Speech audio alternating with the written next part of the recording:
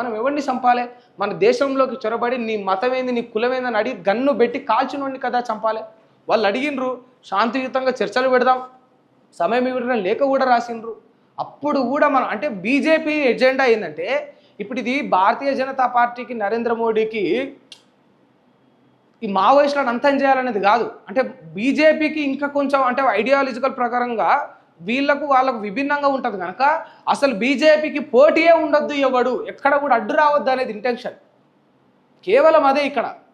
అంటే ఏదో చేయాలి, ఈ జనాలకు మంచి చేయాలి, సామాన్యులకు మంచి చేయాలని ఇదేది కాదు. అవన్నీ చేయాలనుకున్నాడు. అడవులలో అన్నలు వీళ్ళందరూ ఎట్లా పుడతారు?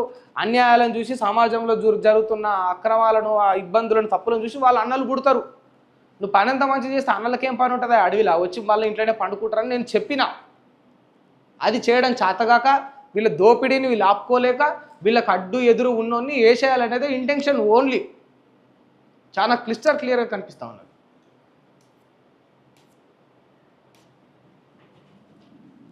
అన్ని వసతులు అనుభవిస్తూ ప్రతిపక్ష పాత్ర పోషించకపోతే ఎలా? ప్రతిపక్షం బాధ్యత మరిస్తే ప్రజాస్వామ్యానికి నష్టం. సభకు రాకుండా విమర్శలు ఎలా? విపక్ష నేతలు సభకు రావడం లేదు, ప్రజలను ఎలా నడిపించగలరు?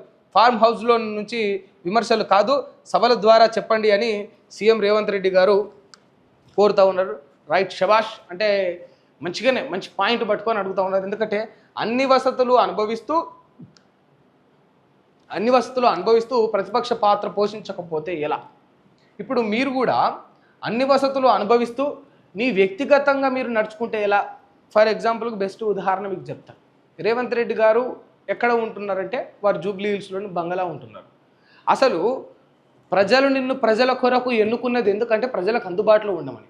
వ్యక్తిగత ఇంట్లో ఉంటే ఎవడు మాత్రం కలవడానికి వీలైతే చెప్పుండ్రి. ఒక మాట అడుగుదాం, ఎవరికైనా తెలుస్తుందా? ఇప్పుడు ప్రజాభవన్లో రేవంత్ రెడ్డి గారు ఉన్నారనుకో, ఎవరికైనా ప్రజాభవన్ అంటే ఎరుకుంటుంది.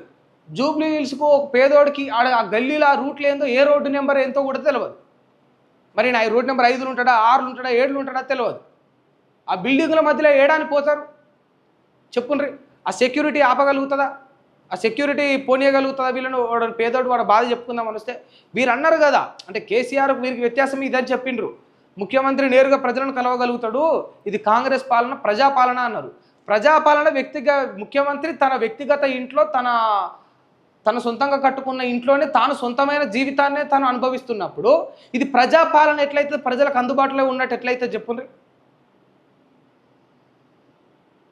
ఫస్ట్ ఇప్పుడు వీరు ఎప్పుడు కూడా నేను గమనించింది ఏంటంటే, రేవంత్ రెడ్డి గారు నోరు తెరిస్తే కేసీఆర్ అట్లే చేసిండు, కేసీఆర్ ప్రతిపక్ష నాయకుడేనా, కేసీఆర్ నీకు బుద్ధి ఉందా, కేసీఆర్ నువ్వు వస్తున్నావా, కేసీఆర్ నువ్వు తింటున్నావు పంటున్నావు ఫామ్ హౌస్లా, ఇవన్నీ ఎందుకు మనకు?